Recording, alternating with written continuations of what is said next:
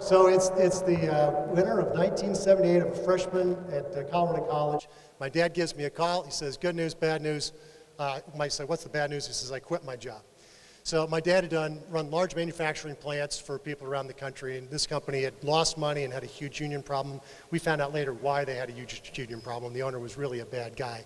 So my dad literally one day after turning around, get him back in shape, he role-played that song that David Allan Coe wrote in 1977, recorded first in 1978, called Take This Job and Shove It, right?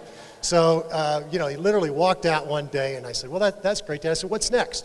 He said, well, your mom and I have always wanted to have our own business, and we're going to go travel the country and look for a business and a place to start our own venture. So I said, well, that's great. I said, what could possibly be the bad news? My dad said, son, you are on your own. Now, my dad has always been known as being a little bit sly like a fox, and I'm not so sure if it was on purpose or not, but it was extremely convenient to be unemployed, starting a new business with no income when you have one kid at college and the second one about to go to Duke University. So they were very generous. We got good financial help. But if you think we took advantage of the educational system, my beautiful wife and I have 6 children, 5 of whom are in college or beyond. And if you have kids in school, you know I've given more than my pint of blood to our educational system. So they've gotten even with us. But so the question for next was, they traveled the country, looked at different businesses, decided to buy a franchise for Management Recruiters International based out of Cleveland. They had 3 locations to pick from. The first was San Diego, Austin, Texas, and Scottsdale, Arizona.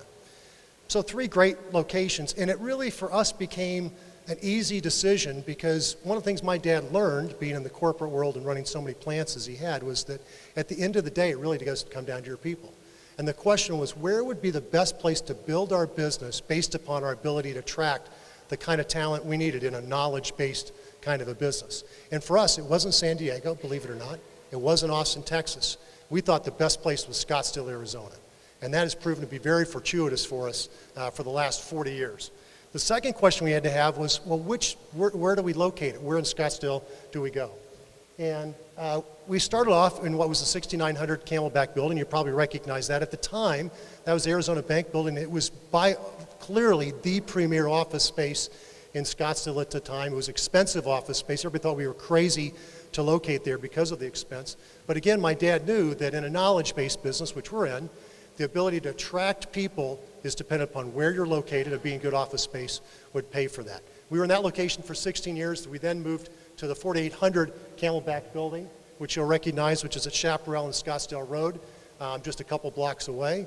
We were there for 16 years, and then we just recently moved to the building on 7150 Camelback, which you'll recognize. This is on the northwest corner of Camelback and Scottsdale Road on Fashion Square. For those of you that have been around a while, the old University Club used to be in that building. We took over that space, gutted it, made it a really cutting-edge, attractive kind of space to attract the kind of people we're trying to attract to the business. So we've consistently, over 40 years, made a commitment to Scottsdale to be based here. We think it has been a competitive advantage and has allowed us to grow our business and attract the kind of people that we can. And I'll get into that a little bit more. So the question I always ask when I come to one of these things is, all right, is this going to be worth my time? And the measure of that for me is based on 2 things. One, do I come out with some information I didn't have before that I can use moving forward? And I think they've done a great job of sharing a lot of information today, which I didn't have before. And the second is, do I change my own personal behavior with that information, be it with sharing it in my business or actually changing my behavior? So that's how I'm hoping you can judge me today, and we'll see if we can accomplish that. So there's 3 things I'm hoping that you walk out of here with today. First of all, I want to burn in your brains the number 10,000. And I'm going to come back to that in a second. Secondly, I want to give you some information that I use when I'm mentoring young people about their careers that you can either use in your own career or with your kids or grandkids or people that you might be mentoring in their careers. And third, I want to reinforce why Scottsdale is a competitive place to live, work, and play, and why it's an advantage for all of us here in this room. So let me start off with the first, the 10,000. So we're in the executive search business. We place people in senior executive roles, mid-level executive roles across the country in a variety of industries. About 20% of our business is local, the rest is national, a little bit international. This is the conversation I have with presidents, CEOs on a daily basis, because they want to know what's your read of the world as it relates to hiring. Here's my read of the world after 30 years as an executive recruiter, 40 years as my family being in business. I think we're about to enter a war for talent like we've never seen. And it's going to cut across every discipline, every title, every industry, and those that don't position themselves to play and win are going to get hurt. So what's my grounding for that? Pure and simple, it's the baby boomers. So they've been known as the pig through the python, because the baby boomer generation, without getting into all the statistics, are this huge group that's moving through our society, and every place they touch, they make a change on what's going on. And here's the challenge. They're starting to retire. And they're starting to retire at the rate of 10,000 a day. So here's a graph. You don't need to get into the details of it, but it outlines the red is the baby boomers. And you can see leading up to that, there weren't as many people, and after that, it drops a little bit. So they're retiring at the rate of 10,000 people a day. That's the number I want to burn in your brain. And when I first heard that number, I went, yeah, that's just some politician saying that. I don't know what that means. Then I did the math. Baby boomers, 46 to 1964, 76 million people, that's 19 years. 19 goes into 76 million, 4 million times. Divide that by 365 days a year, that's a little over 10,000 people a day. Once I did the math, I went, holy cow, it really is 10,000 people a day. That's a mind-numbing number. And then I had a CEO ask me, well, he goes, well, that's good, but what was it before? Give me context. If you take the silent generation, the generation before us, and do the same math, it works out to about 6,000 to 7,000 people a day were retired out of that generation. So we're going from 6 to 7 to 10,000 that actually grows to 12,000 by the year 2028 that are going to be retiring. And those companies that ignore that do so at their own peril.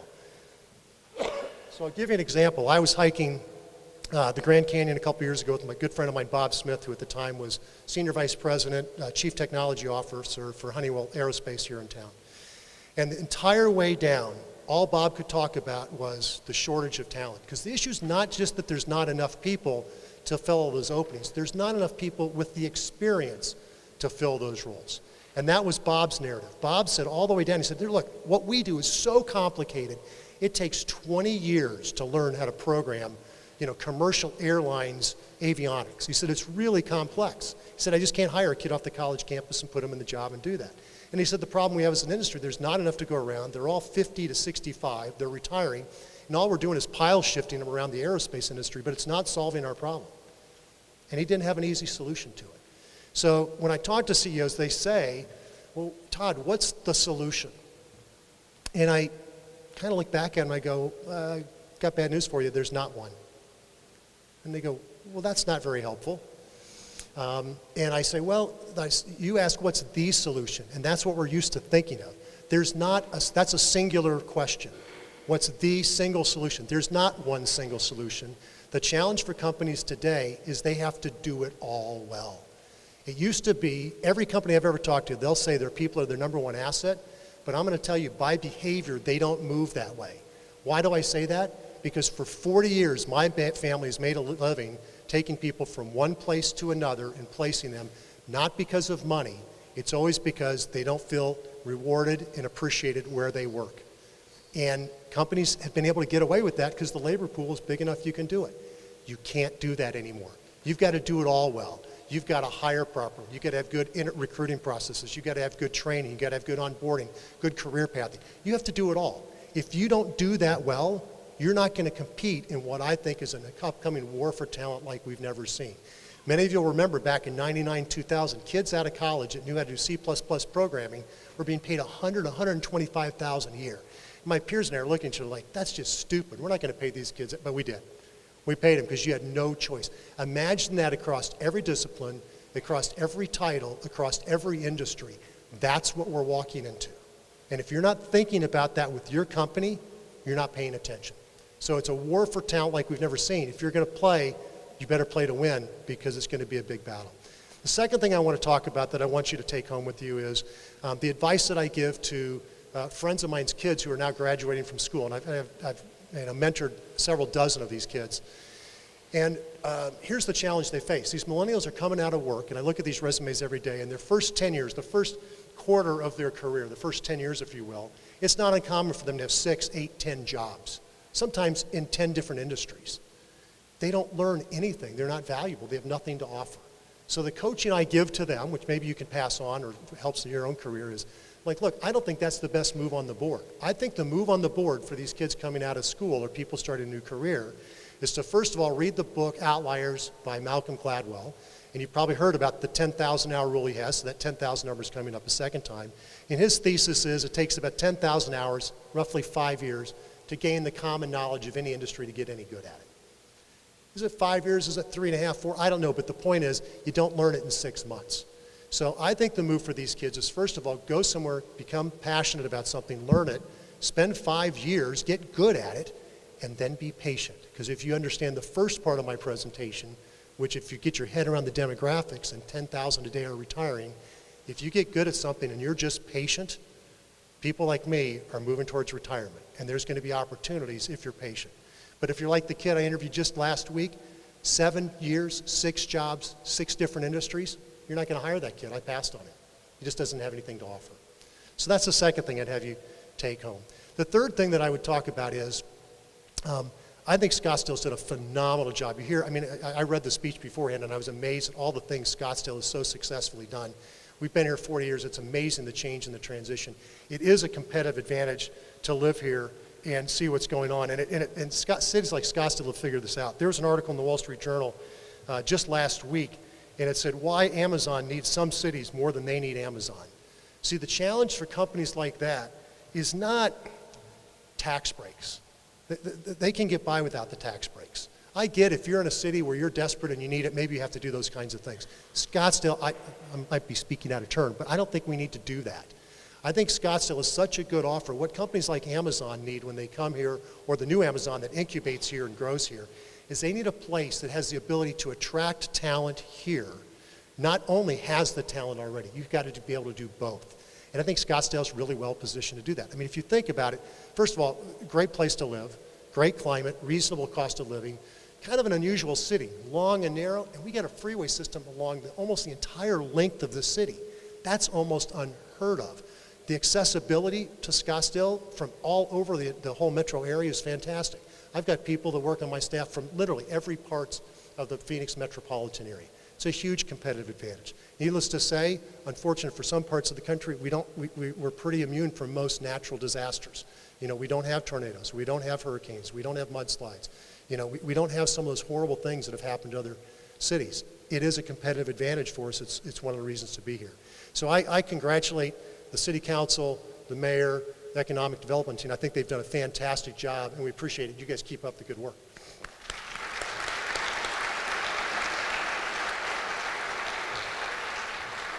In closing, I want to share a story to help remind you. I think we easily forget that we live in such a great place. We just live in it every day, and we just kind of forget how fantastic this place is. So, as Danielle mentioned, I'm currently chairman of Young Presidents Organization, the Arizona Gold Chapter. The Gold Chapter means that I'm no longer young. They kicked me out, and now we're the over 50 crowd.